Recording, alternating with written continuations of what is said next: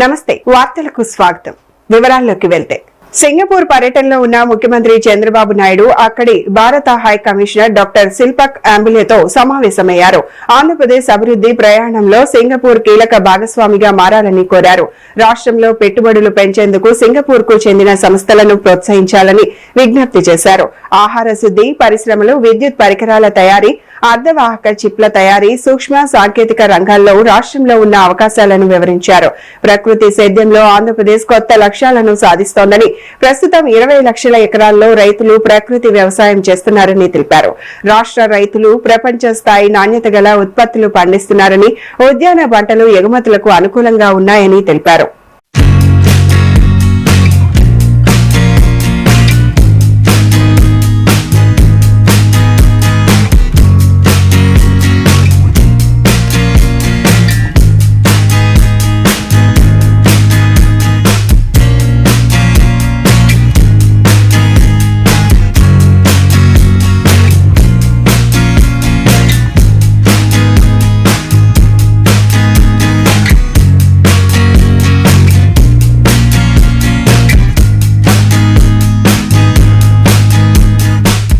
దేశ సమగ్రత శ్రేయస్సే లక్ష్యంగా జనసేన పార్టీని ప్రారంభించానని జనసేన అధ్యక్షుడు పవన్ కళ్యాణ్ తెలిపారు. పార్టీ స్థాపించిన సమయంలో అధికారం వస్తుందో రాదో కూడా తనకు తెలియదని చెప్పారు. ఢిల్లీలో నిర్వహించిన జాతీయ సమగ్రత కోసం సేన ప్రస్థానం ప్రత్యేక సమావేశంలో ఆయన మాట్లాడారు. జనసేన ఆవిర్భవించి 12 సంవత్సరాలు పూర్తయ్యాయని, ఈ ప్రయాణంలో ఎన్నో పోరాటాలు చేసి పరాజయాలకు కూడా ఎదుర్కొన్నానని పేర్కొన్నారు. మారుతున్న సామాజిక రాజకీయ పరిస్థితులకు అనుగుణంగా ముందుకు సాగిన పార్టీ నిర్ణయించుకున్న 7 ప్రాథమిక సూత్రాలను ఎప్పుడూ విడిచిపెట్టలేదని చెప్పారు. స్పష్టమైన కార్యాచరణతో 21 శాసనసభ స్థానాలు, 3 లోక్సభ స్థానాలు సాధించగలిగామని వివరించారు. జనసేన పార్టీ ప్రారంభించి 12 సంవత్సరాలు పూర్తయ్యాయి. 2000 మార్చి 14న మన తెలంగాణలోని హైదరాబాద్లో ఈ పార్టీని స్థాపించాం. అప్పట్లో ఇది తెలుగు రాష్ట్రాల ఉమ్మడి రాజధానిగా ఉండేది. తెలంగాణలో జనసేనను ప్రారంభించినప్పుడు కేవలం ఒకే ఒక నిబద్ధత మాత్రమే ఉంది. అది మన దేశాన్ని బలోపేతం చేయటం, దేశ సమగ్రతని కాపాడటం, దేశ సమగ్రతకు కలిగించే ఎలాంటి విభజన శక్తులకైనా వ్యతిరేకంగా పోరాటం. దేశ సమగ్రత, దేశ శ్రేయస్సు తప్ప జనసేన స్థాపించినప్పుడు వేరే ఏ ఆలోచన నా మనసులో లేదు. కనీసం అధికార వస్తుందో లేదో కూడా తెలీదు. ఎందుకంటే అసలు ఆ రోజున అలాంటి ఆశ కూడా లేదు. 2014 సాధారణ ఎన్నికలకు కేవలం 2 నెలల ముందు మాత్రమే మనం ఈ పార్టీని స్థాపించాం. కానీ ఈ 12 ఏళ్ల ఈ ప్రయాణంలో, ఒక పుష్కర కాలంలో చాలా పోరాటాలు చేశాం, చాలా పరాజయాలు ఎదుర్కొన్నాం, ఆశలు కోల్పోయిన సందర్భాలు ఉన్నాయి. అయినప్పటికీ మన అందరం నమ్మే ఒక బలమైన సిద్ధాంతానికి కట్టుబడి మారుతున్న సామాజిక రాజకీయ పరిస్థితులకు అనుగుణంగా మన 7 ప్రాథమిక సూత్రాలను బలంగా పట్టుకుని నిలబడ్డాం. అత్యంత క్లిష్ట సమయాల్లో కూడా వాటిని వదలకుండా ముందుకు సాగాం. మారుతున్న రాజకీయ పరిణామాల్లో ఒక నిర్దిష్టమైన ఆచరణాత్మక విధానంతో మనం దాదాపు 21 ఎమ్మెల్యే స్థానాలని, 3 ఎంపీ స్థానాలని, మరియు ఇంక్లూడింగ్ రీసెంట్ రాజ్యసభతో పాటు కలిపి 2 ఎమ్మెల్సీ స్థానాలని ఈ రోజున సాధించగలిగాం. 1,00,000 మంది సభ్యత్వంతో ప్రారంభమైన ఈ పార్టీ ఈరోజు ఆంధ్రప్రదేశ్లోనే కాకుండా తెలంగాణతో కలిపి 20 లక్షల పైగా సభ్యత్వాలను చేరుకుంది. ఇటీవల కాలంలో పార్టీ వైపు ప్రజల నుండి, మిగతా రాష్ట్రాల నుండి, ప్రాంతాల నుండి ఈ భావజాలానికి ఆకర్షితులై, ఈ పోరాట పటిమకు ఆకర్షితులై కర్ణాటక నుండి వచ్చిన కొన్ని వేల మంది కావచ్చు, కేరళ, తమిళనాడు నుండి వచ్చిన కొన్ని వందల మంది కావచ్చు. మనం నమ్ముతున్న సిద్ధాంతం బలపడుతోంది. అది దేశంలోని వివిధ ప్రాంతాల ప్రజలను కలుపుతుంది అనడానికి ఇదే చిన్న నిదర్శనం. భిన్న ప్రాంతాల నుండి వచ్చిన ఈ అనుసంధానాన్ని చూడటం నిజంగా నాకు చాలా ఆనందం కలిగించింది. ఇలా జరుగుతుందని పార్టీ పెట్టినప్పుడు కూడా నేను ఊహించలేదు. నాకు పార్టీ ప్రయోజనాలు వీటికంటే ముఖ్యంగా పార్టీ బాగుపడాలంటే ముందు మనం దేశ సమగ్రత గురించి ఎప్పుడు ఒక తొలి ప్రాధాన్యత ఇవ్వాల్సిన అవసరం ఉంది. నెల్లూరు జిల్లా కలువాయి మండలంలో భూ ఆక్రమణల వ్యవహారం స్థానికంగా చర్చనీయాంశంగా మారింది. చవటపల్లి గ్రామ సమీపంలోని ప్రభుత్వ భూమిని కొందరు అక్రమంగా చదును చేసి చెరువు నుంచి మట్టిని తరలించి భూమి చుట్టూ కంచె ఏర్పాటు చేసుకున్నట్లు ఆరోపణలు వెలువడుతున్నాయి. మండలంలో ప్రభుత్వ భూములు వరుసగా ఆక్రమణలకు గురవుతున్నప్పటికీ రెవెన్యూ అధికారులు తగిన చర్యలు చేపట్టడం లేదనే విమర్శలు వినిపిస్తున్నాయి. ఇప్పటి వరకు ఆక్రమణదారులపై కఠిన చర్యలు తీసుకోకపోవడంతో వారు మరింత ధైర్యంగా వ్యవహరిస్తున్నారని స్థానికులు ఆరోపిస్తున్నారు.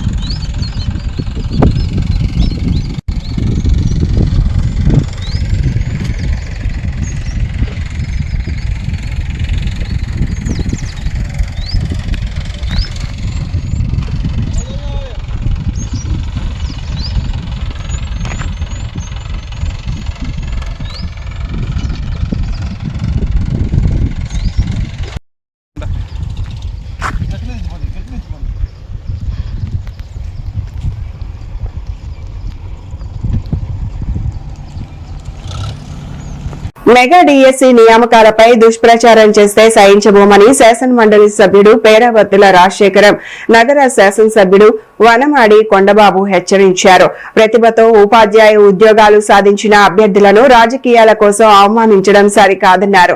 ఈ మేరకు నిర్వహించిన సమావేశంలో పలు కీలక వ్యాఖ్యలు చేశారు. ఉపాధ్యాయ వృత్తిలోకి కష్టపడి ప్రతిభ ఆధారంగా అడుగు పెట్టిన వారిని రాజకీయ కోణంలో అవమానిస్తే సహించేది లేదని శాసన మండలి సభ్యుడు పేరావర్తుల రాజశేఖరం నగర శాసనసభ్యుడు వనమాడి కొండబాబు స్పష్టం చేశారు. సోమవారం నిర్వహించిన ఉపాధ్యాయ సంఘాల ప్రతినిధులు డిఎస్సిలో ఎంపికైన అభ్యర్థుల సమావేశంలో వారు మాట్లాడారు. రాష్ట్రంలో ఇప్పటి వరకు నిర్వహించిన 15 డిఎస్సీలలో 11 డిఎస్సీలను నిర్వహించిన ఘనత ముఖ్యమంత్రి చంద్రబాబు నాయుడుకే దక్కుతుందని వారు అన్నారు. ఒక ప్రశ్న పెట్టి ఇందులో ఏమైనా అవకటం జరిగితే నేను ఛాలెంజ్ చేస్తాను, చర్చకు రమ్మని కోరడం కూడా జరిగిందని సందర్భంగా తెలియజేస్తాను. దానిపైన ఎవరు కూడా చర్చకు వెళ్ళలేదు. ఇంతవరకు మేము వస్తామని కూడా చెప్పలేదు. ఎవరు కూడా ఏదైతే దుష్ప్రచారం చేస్తున్నారో ఒక్కరు కూడా ముందుకు వచ్చి ఇప్పటి వరకు చెప్పలేదు. అలాంటి సమయంలో ఈరోజు ఒక పక్కనేమో ఉద్యోగాలు అవకాశాలు వచ్చి మీరు సంతోషమైన సమయంలో ఈరోజు మీలో కూడా ఒక తప్పుడు భావం తీసుకొస్తున్నారు. అర్హత లేని వాళ్ళకి ఉద్యోగాలు ఇచ్చారన్నట్టుగా మాట్లాడుతున్నారు. అది మిమ్మల్ని కించపరిచినట్టు. అదే సమయంలో ఎవరికైతే ఇంకా రాకుండా ఉన్న వాళ్ళు ఏంటంటే మనకు రాకుండా వేరే వాళ్ళకి ఇచ్చేసారమన్న భావన వాళ్ళే కలిగిస్తున్నారు. చూడండి, అలాంటి సమయంలో ఈరోజు ఈ రాష్ట్రంలో ఉండే ఉద్యోగ సంఘాల నాయకులు ఇప్పుడే వేదిక మీద ఉన్నారు.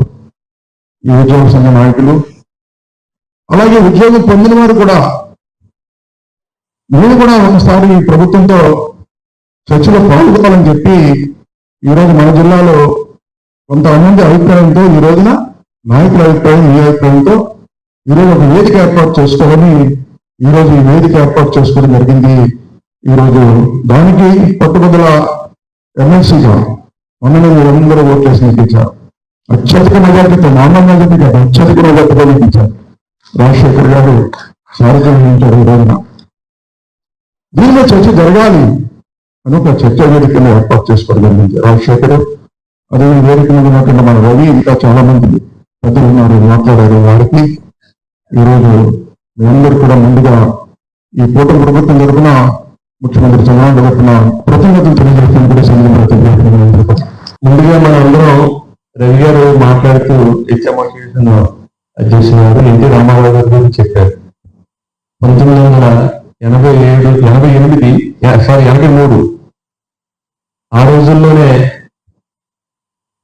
ఎన్టీ రామారావు గారు బతకలేని బడుపంతుల నుంచి మరి ఈ రోజు సమాజంలో ఒక గౌరవప్రదమైన స్థానం తీసుకొచ్చింది కనుక ఆయనకే చెప్పుకోవాలి మనం అందరం. బతకనికి వచ్చిన బడుపంతులు.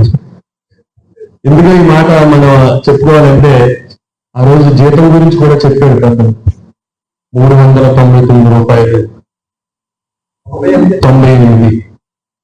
అంటే ఈ రోజు మనకి రాజమండ్రి ప్రాంతం నుంచి చాలా మంది వచ్చారు. అలా ఇక్కడికి రావడానికి అయ్యే ట్రాన్స్పోర్ట్ ఖర్చు కూడా సరిపోతుంది అండి ఒక విధంగా చెప్పాలంటే ఆ రోజు జీతం. మరి అలాంటిది ఇది గ్రూపింగ్ స్కేల్ విధానం. ఆ రోజు మీరందరూ చాలా మంది నాకు తెలిసింది పుట్టిండరు మీరు 83 ఆయన తెలుసుకోవాలి. ఆ రోజు ఆ జీతం నుంచి ఈ రోజు మీరు ఈ స్కేల్ తీసుకున్నారంటే సామాన్యుడి నుంచి, ఎందుకంటే ఈ రోజు సాఫ్ట్వేర్ ఉద్యోగుడికి ఎంత జీతం వస్తుందో అంత జీతం వస్తుందంటే ఆయన ఆ రోజు ప్రవేశపెట్టిన విధానం, ఆయన పెట్టిన విధానం.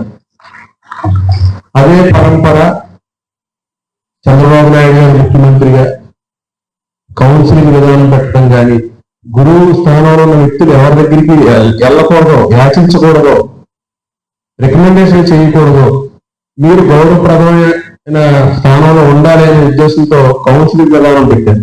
చిత్తూరు జిల్లా కలెక్టరేట్ లోని ప్రజా సమస్యల పరిష్కార వేదిక సమావేశ మందిరంలో సోమవారం ప్రజా సమస్యల పరిష్కార వేదిక కార్యక్రమం నిర్వహించారు. ఈ కార్యక్రమంలో జిల్లా కలెక్టర్ సుమిత్ కుమార్, జిల్లా సంయుక్త కలెక్టర్ ఆదర్శ్ రాజేంద్రన్ పాల్గొని జిల్లాలోని వివిధ ప్రాంతాల నుంచి వచ్చిన అర్జీలను స్వీకరించారు. ప్రజలు తమ సమస్యలు, అభ్యర్థనలు, ఫిర్యాదులను అధికారుల దృష్టికి తీసుకొచ్చారు. వాటిని శ్రద్దగా పరిశీలించిన అధికారులు సంబంధిత శాఖలకు పంపించి త్వరితగతిన పరిష్కరించేందుకు చర్యలు తీసుకోవాలని ఆదేశించారు. ప్రజలకు పారదర్శకంగా, వేగవంతంగా సేవలు అందించడమే ఈ కార్యక్రమం ముఖ్య ఉద్దేశమని వారు తెలిపారు.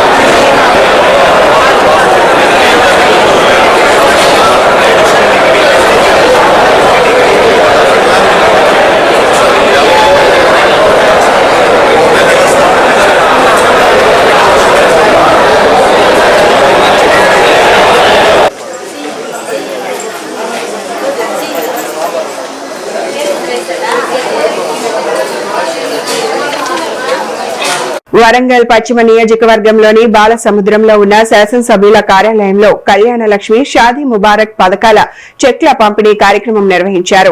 ఈ కార్యక్రమంలో వరంగల్ పశ్చిమ నియోజకవర్గ శాసనసభ్యుడు నాయిని రాజేంద్ర రెడ్డి పాల్గొని హనుమకొండ, కాజీపేట మండలాలకు చెందిన 106 మంది లబ్దిదారులకు చెక్లను అందజేశారు. మొత్తం ₹1,12,296 రూపాయల ఆర్థిక సాయాన్ని లబ్దిదారులకు పంపిణీ చేశారు. ఈ సందర్భంగా శాసనసభ్యుడు మాట్లాడుతూ ఆర్థికంగా వెనుకబడిన కుటుంబాలకు ప్రభుత్వం అండగా నిలుస్తోందని అన్నారు. ఆడబిడ్డల వివాహాల సందర్భంగా కుటుంబాలపై పడే ఆర్థిక భారాన్ని తగ్గించేందుకు ఈ పథకాలు ఎంతో ఉపయోగపడుతున్నాయని తెలిపారు. కాంగ్రెస్ ప్రభుత్వం ఏర్పడిన తర్వాత ముఖ్యమంత్రి రేవంత్ రెడ్డి గారు చెక్కుల పంపిణీ కార్యక్రమం ప్రతి నెల 2 సార్లు ఏర్పాటు చేసుకోవడం జరుగుతుంది.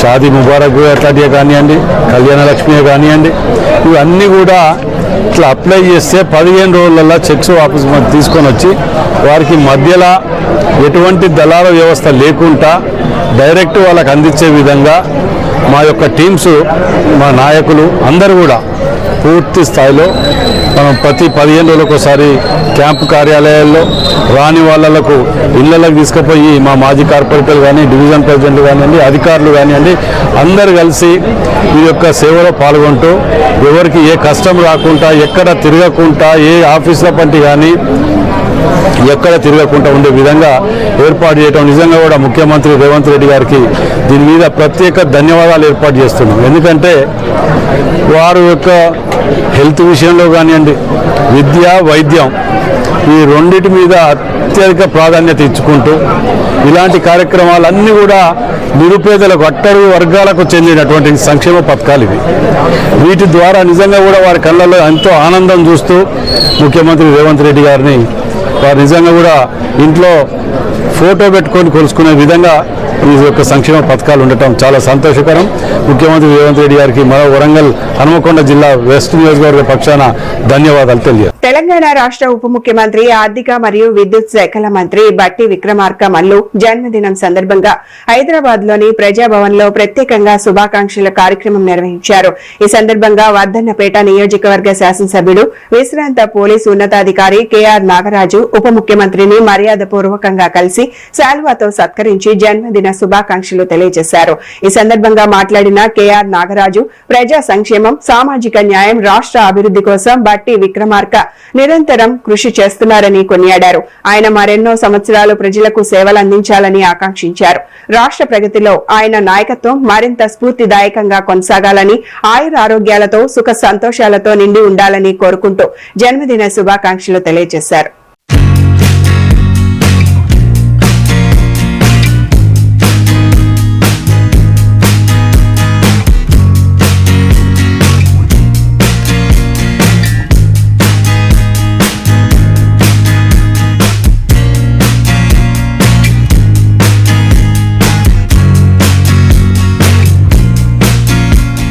పల్నాడు జిల్లా కోనూరు సమీపంలో కృష్ణా నదిలో జరిగిన పడవ ప్రమాదంలో 4 విద్యార్థులు ప్రాణాలు కోల్పోవడం తీవ్ర విషాదాన్ని మిగిల్చింది. ఈ ఘటనపై స్పందించిన ముఖ్యమంత్రి చంద్రబాబు నాయుడు ప్రస్తుతం సింగపూర్ పర్యటనలో ఉన్నప్పటికీ అధికారులతో దూరవాణి ద్వారా సమీక్ష నిర్వహించారు. బాధిత కుటుంబాలకు ప్రభుత్వం అన్ని విధాలుగా అండగా నిలవాలని అధికారులను ఆదేశించారు. మృతుల కుటుంబాలను ఒక్కొక్కరికి 5 లక్షల రూపాయల చొప్పున పరిహారం ప్రకటించారు. ప్రభుత్వం తరపున తక్షణ సాయం అందేలా చర్యలు తీసుకోవాలని సూచించారు. అనంతరం జిల్లా కలెక్టర్ కృతిక శుక్లా, పార్లమెంట్ సభ్యుడు శ్రీకృష్ణదేవరాయలు, శాసనసభ్యుడు భాష్యం ప్రవీణ్ సత్తెనపల్లి ప్రభుత్వ ఆసుపత్రికి చేరుకొని బాధిత కుటుంబాలను పరామర్శించారు.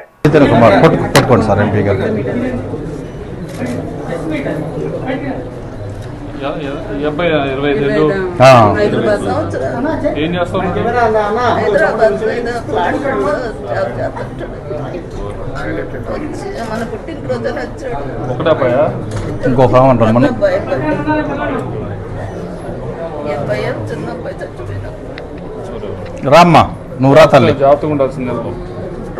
ఇటు నుంచి. ఈ నెల 18న కడపలో కూటమి ప్రభుత్వం 2 ఏళ్ల పాలనపై జిల్లా స్థాయి విజయోత్సవ సభ నిర్వహించనున్నట్లు తెలుగుదేశం పార్టీ జిల్లా అధ్యక్షుడు భూపేష్ సుబ్బరామిరెడ్డి తెలిపారు. కడపలో జరిగిన సమావేశంలో ఆయన మాట్లాడుతూ సంక్షేమం, అభివృద్ధి రెండింటినీ సమన్వయంతో ముందుకు తీసుకెళ్తున్నామని, ఇచ్చిన హామీలను అమలు చేస్తున్నామని ఆయన తెలియజేశారు. కొప్పర్తి అభివృద్ధి, జేఎస్డబ్ల్యూ స్టీల్ ప్లాంట్ ఏర్పాటుతో పాటు గ్రీన్ ఎనర్జీ ప్రాజెక్టుల ద్వారా యువతకు ఉపాధి అవకాశాలు కల్పిస్తున్నామని చెప్పారు. వైసీపీ ప్రభుత్వం దెబ్బతీసిన వ్యవస్థలను గాడిలో పెడుతున్నామని, అభివృద్ధి అంశాలపై చర్చకు సిద్దమని సవాల్ విసిరారు. ఫేక్ ప్రచారాలను ప్రజలు నమ్మే పరిస్థితి లేదని ఆయన వ్యాఖ్యానించారు. కూటమి ప్రభుత్వం 2 ఏళ్ల పరిపాలన ఏ విధంగా సాగింది? ఇది ప్రజా పరిపాలన, సంక్షేమము, అభివృద్ధి ఎన్ని విషయాలలో ఈ 2 సంవత్సరాలు ముందుకు తీసుకొని పోవడం, విజన్ ఉన్న నాయకుడు మన రాష్ట్ర ముఖ్యమంత్రి వర్యులు నారా చంద్రబాబు నాయుడు గారు ఏ విధంగా పరిపాలన సాగిస్తున్నారు, ఏ విధంగా ఫలితాలు మనం ఈరోజు అందుకుంటున్నాము, ఈ విషయాలన్నీ ప్రజల్లోకి తీసుకొని పోవాలని కూటమి ప్రభుత్వం నిర్ణయం తీసుకొని ప్రతి నియోజకవర్గంలో ఈ పరిపాలన మీద ఒక చైతన్యంగా అందరినీ కలుపుకుంటూ 3 పార్టీలను, తెలుగుదేశం పార్టీ, భారతీయ జనతా పార్టీ, జనసేన నాయకులు, కార్యకర్తలతో ప్రతి నియోజకవర్గం, అదే విధంగా ప్రతి జిల్లాలో, మన కడప జిల్లాలో కూడా 18వ తేదీన ఆర్ట్స్ కాలేజ్ మైదానంలో ఈ కార్యక్రమాన్ని చేపట్టడం జరుగుతూ ఉంది. 10:30 నుంచి 1 గంట వరకు ఈ కార్యక్రమం జరుగుతుంది. మరీ ముఖ్యంగా సంక్షేమం. ఈ కూటమి ప్రభుత్వం ఏర్పడిన తర్వాత చెప్పిన మాట ప్రకారం ఎలక్షన్ మేనిఫెస్టోలో పెన్షన్స్ ని పెంచి ఇవ్వడం కానీ, వృద్ధాప్య పెన్షన్లు 4,000, వికలాంగులకు 6,000, డయాలసిస్ పేషెంట్లకు 10,000, శాశ్వత అంగవైకల్యం ఉండేటోళ్లకు 15,000, ఈ విధంగా సంక్షేమము ఇస్తూ, తల్లికి వందనం కూడా ఎంతమంది పిల్లలుంటే అంతమందికి ఇచ్చే విధంగా మా యువ నాయకుడు నారా లోకేష్ బాబు గారు ఇచ్చిన మాట ప్రకారం నిలబెట్టుకోవడం జరిగింది. అంతేకాకుండా కరెంట్ ఛార్జీలు కూడా పెంచకపోవడం, గ్రీన్ ఎనర్జీ ద్వారా ఇప్పటికే మన కడప జిల్లాలో 1600-1700 మెగావాట్లు సబ్స్టేషన్లకు గ్రిడ్ కనెక్ట్ చేయడం, కొప్పర్తి ఇండస్ట్రియల్ పార్క్కి నిధులు కేటాయించడం, జమ్లోడు స్టీల్ ప్లాంట్ జిందాల్ యాజమాన్యంతో మాట్లాడి పనులను ఏ విధంగా ముందుకు తీసుకొని పోవాలా,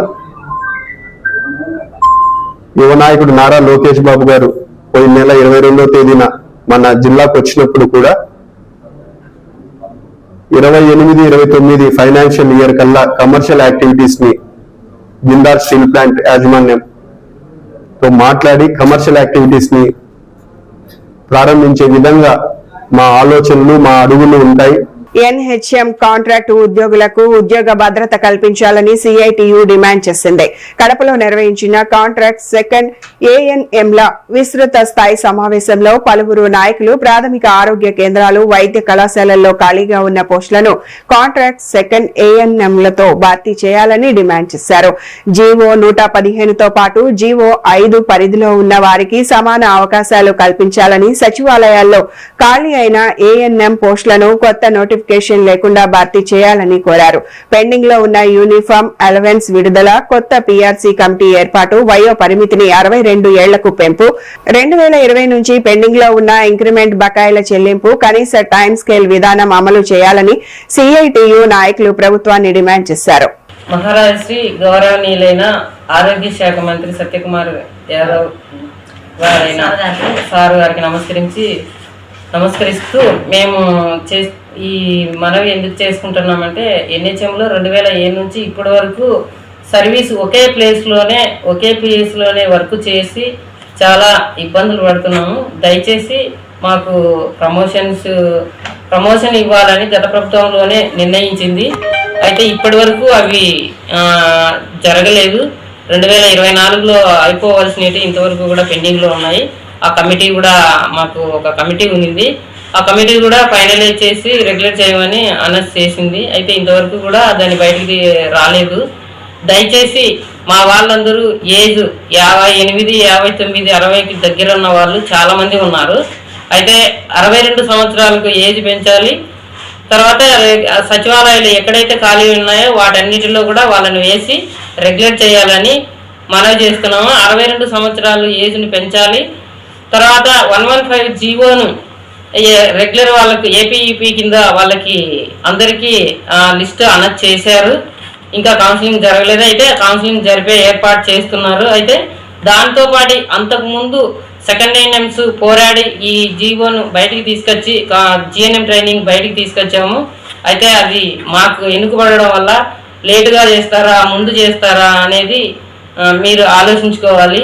మేము ఈ కష్టపడి ఆ రోజు మేము ఈ మెడికల్ కాలేజీకి ఇచ్చి రెగ్యులర్ కావాలని ఎంతో కష్టపడి 48 గంటలు కూర్చొని ఈ జీవోని తీసుకొచ్చాము, జీవో నెంబర్ 5ని. అయితే మాకు ఇప్పుడు కౌన్సిలింగ్ జరగకపోగా మా వాళ్ళు చాలా ఆందోళన చెందుతున్నారు. దయచేసి ఆ లిస్టును సెకండ్ ఎన్ఎం లిస్టును జీవో నెంబర్ 5లో ఉన్న సెకండ్ ఎన్ఎం లిస్టును రేపటికి విడుదల చేయాలని మేము మరీ కోరుకుంటున్నాం. మాకు రావాల్సిన బకాయిలు కూడా మీరు చెల్లించాలని విడుదల చేయాలని మరీ కోరుకుంటున్నాం. ఈ వార్తలు ఇంతటితో సమాప్తం. నమస్కారం.